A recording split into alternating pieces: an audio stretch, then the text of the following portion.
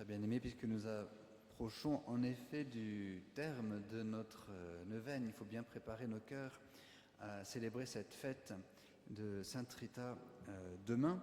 Puis à la lumière de l'Évangile aujourd'hui, où le Seigneur Jésus nous demande de bien demeurer en lui, greffé sur lui comme le sarment sur la vigne, il me semble important qu'aujourd'hui, en cette veille de fête, nous demandions une grâce à Sainte Rita, une grâce fondamentale, la grâce de vraiment aimer l'Église. En entendant bien, frère bien-aimé, que l'Église est le grand projet de Dieu.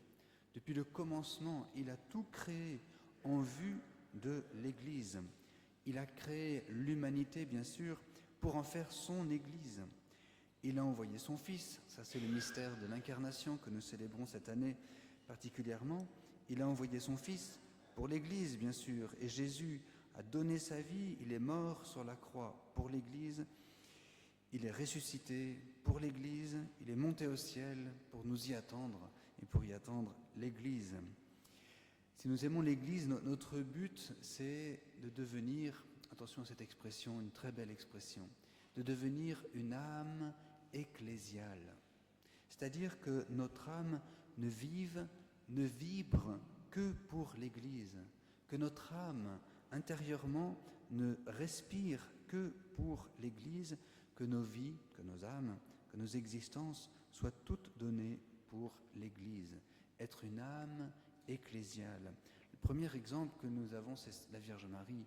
La Vierge Marie elle-même, elle a offert toute son existence, j'ai envie de dire depuis sa conception immaculée jusqu'à son assomption dans la gloire, elle a offert toute son existence bien à ce projet de Dieu de rassembler les hommes dans son Église, sa conception immaculée, son annonciation. À l'annonciation, la Vierge Marie dit oui, et elle dit oui pas seulement pour qu'elle devienne la mère du Sauveur, mais oui à ce projet de Dieu de sauver les hommes par son Fils. Et elle se livre totalement au projet de Dieu, à l'œuvre de Dieu, à l'œuvre de son Fils, jusqu'à la croix où douloureusement elle renouvelle son oui. Là, elle est vraiment consacrée comme une âme ecclésiale, parce que la Vierge Marie a vraiment donné, offert toute sa vie pour l'Église, l'Église qui naît à cet instant même où Jésus meurt, et la Vierge Marie qui accepte la mort de son Fils pour que l'Église naisse et vive, fait de la Vierge Marie vraiment la mère de l'Église et une âme ecclésiale, l'âme ecclésiale par excellence du reste. Et notre espérance, c'est à la suite de la Vierge Marie, à notre place, chacun à notre place, d'être une âme ecclésiale. Entendons bien, quand il s'agit de l'Église, je veux parler de l'Église une et sainte. L'Église une et sainte telle qu'elle est dans le projet de Dieu, telle que Dieu la voit, et qui est l'Église une et sainte qui a réellement existé, une et sainte, au tout commencement, quand il n'y avait précisément que la Vierge Marie dans l'Église. Depuis l'Annonciation jusqu'à la croix, ou même jusqu'à la Pentecôte peut-être, seule Marie appartenait à l'Église. Vraiment, l'Église était une et sainte. Et au fur et à mesure que l'Église a grandi, elle grandit, mais elle sera de nouveau, et c'est notre espérance, notre bienheureuse espérance, l'Église sera à nouveau une et sainte dans la gloire du ciel à la fin des temps. Être une âme ecclésiale, aimer l'Église, c'est inscrire profondément dans notre cœur cette vive espérance d'une Église une et sainte. Frères bien-aimés, il s'agit là vraiment d'un mystère de foi, et à ce titre, il est important de bien vouloir croire, d'accueillir tous les mystères de foi que l'Église nous propose à croire, en particulier dans notre credo, précisément pour pouvoir discerner cette Église une et sainte. À ce sujet, je voudrais vous citer le pape Léon XIV.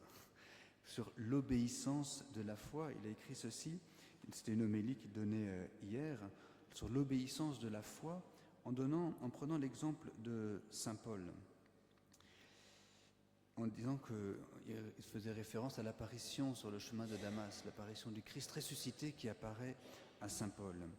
En lui apparaissant ressuscité, Dieu n'a pas privé saint Paul de sa liberté, mais lui a laissé la possibilité d'un choix, d'une obéissance, fruit d'efforts, de luttes intérieures et extérieures que saint Paul a accepté d'offrir. Le salut, dit le pape Léon XIV, le salut ne vient pas par enchantement, mais par un mystère de grâce et de foi, d'amour prévenant de Dieu et d'adhésion confiante et libre de la part de l'homme. Notre obéissance de la foi, c'est cette adhésion confiante et libre que nous sommes invités à donner à tous les mystères de notre credo, et en particulier quand nous posons notre regard sur l'Église une et sainte. Alors, frères bien-aimés, aimer l'Église, c'est vraiment être rassemblés dans l'unité de la foi et dans la sainteté de l'Esprit Saint, pour faire que nous fassions vraiment corps du Christ, rassemblés dans l'unité et dans la sainteté. Aimer l'Église, c'est vivre en communion les uns avec les autres, vraiment pour bâtir l'Église, pour que notre vie serve au projet de Dieu de rassembler tous les hommes dans la gloire du ciel à la fin des temps. Aimer l'Église, être une âme ecclésiale, c'est donner notre vie pour cette communion, que notre âme soit toute donnée à cette communion. Et c'est finalement désirer et attendre impatiemment, avec impatience, la manifestation de l'Église triomphante. Nous connaissons la vertu de patience, et c'est un péché d'être impatient. Mais il y a une circonstance où il faut être impatient, c'est pour attendre la manifestation glorieuse de l'Église triomphante à la fin des temps. C'est ce que nous appelons dans notre foi, dans notre vie de prière, dans notre vie spirituelle, la bienheureuse espérance. Soyons aussi attentifs à cette expression. Elle est dans les prières de la messe après le Notre Père. Et la prière du Jubilé cette année nous oriente vers cette bienheureuse espérance, l'avènement, la manifestation de l'Église, l'avènement du royaume à la fin des temps. Et dans cette bienheureuse espérance, si nous voulons être âme ecclésiale, nous vivons vraiment dans la communion des saints, c'est-à-dire dans l'Église une et sainte, où nous nous échangeons en permanence toute la grâce que Dieu nous donne à profusion. Le Christ est au cœur de la communion des saints comme une source de grâce, et nous venons puiser à cette source, et nous puisons les uns pour les autres. Nous devons tous mutuellement la grâce, et nous travaillons ainsi par notre vie spirituelle à acquérir cette grâce pour soi et pour notre prochain. Voilà notre vie dans la communion des saints, dans la bienheureuse espérance en attendant l'avènement du royaume. C'est cela, être une âme ecclésiale. C'est cela, aimer l'Église. Pour cela, cette année, la grâce du Jubilé nous donne l'indulgence plénière. Bien sûr, cette indulgence plénière, c'est une très belle manière de devenir âme ecclésiale, très belle manière de vivre vraiment de la grâce que Dieu nous donne. Nous disons que l'indulgence plénière est la remise des peines du péché. L'indulgence plénière, alors, brise en nous les liens avec toutes les forces du mal. L'indulgence plénière nous ouvre aux réalités célestes, aux choses d'en haut, nous aide à lever notre regard vers le ciel, au-delà de l'horizon terrestre de nos existences, mais vraiment vers le ciel. L'indulgence plénière creuse en nous l'attente du royaume, nous donne cette sainte impatience. Et l'indulgence plénière, finalement, témoigne que nous avons besoin de la grâce pour vivre. Bref, en un mot, la grâce de l'indulgence plénière nous situe de plein pied dans la communion des saints, nous fait croire et discerner dans tout son chemin sur la terre l'Église une et sainte que nous espérons et pour laquelle nous donnons notre vie, pour laquelle nous travaillons. L'indulgence plénière nous maintient dans cette bienheureuse espérance du royaume.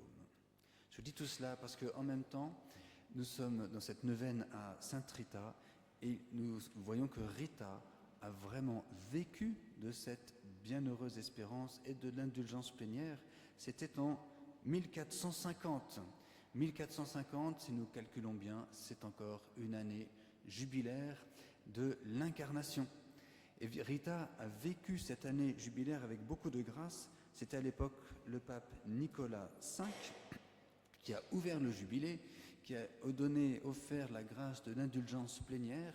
Et Rita, avec tout le couvent de Cascia, est partie en pèlerinage à Rome pour vénérer les reliques de la passion du Christ, pour recevoir cette indulgence plénière. Dans son état, c'était vraiment presque à la fin de sa vie, c'était 7 ans avant qu'elle meure, elle était dans une extrême fatigue, recluse et incapable de sortir de sa cellule, toujours avec cette plaie au front. Mais pour la grâce de cette indulgence plénière, pour la grâce de ce jubilé de l'incarnation que le pape Nicolas V a ouvert, et bien d'un seul coup, Rita a retrouvé toutes ses forces, toute sa jeunesse. La plaie a cicatrisé, quoiqu'elle en supportait toujours la souffrance intérieure. La plaie a cicatrisé et elle a pu, avec une force et un entrain extraordinaire, emmener tout le couvent de Cascia, aller puiser au seuil de Saint-Pierre en vénérant les reliques de la Passion pour recevoir cette grâce de l'indulgence plénière. Ça, c'est un petit signe extraordinaire que Dieu a donné à Rita, qui montre que vraiment Rita, par toute son existence avant, avait donné sa vie à l'Église et a eu cette grâce de le manifester en l'an 1450 pour l'année jubilaire de l'Incarnation.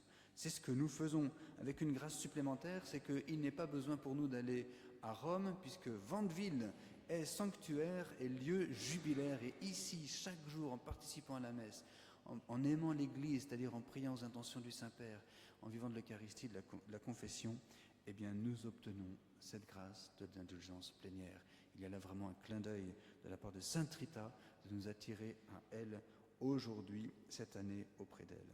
À propos de tous ces jubilés, notons aussi que c'est en 1900, année jubilaire de l'Incarnation, 1900, que le pape Léon XIII a canonisé Sainte Rita.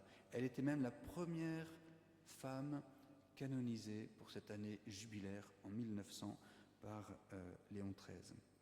Et cette année, donc 2025, de nouveau, année jubilaire de l'Incarnation, avec ce thème choisi par le pape François, pèlerin d'espérance, bien sûr, pour marquer dans notre cœur cette bienheureuse espérance. Nous relirons tout à l'heure la prière du jubilé pour voir à quoi cette bienheureuse espérance nous engage.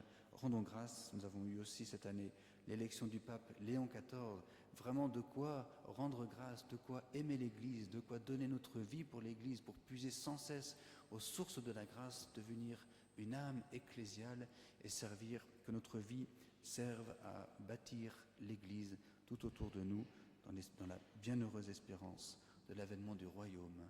Amen.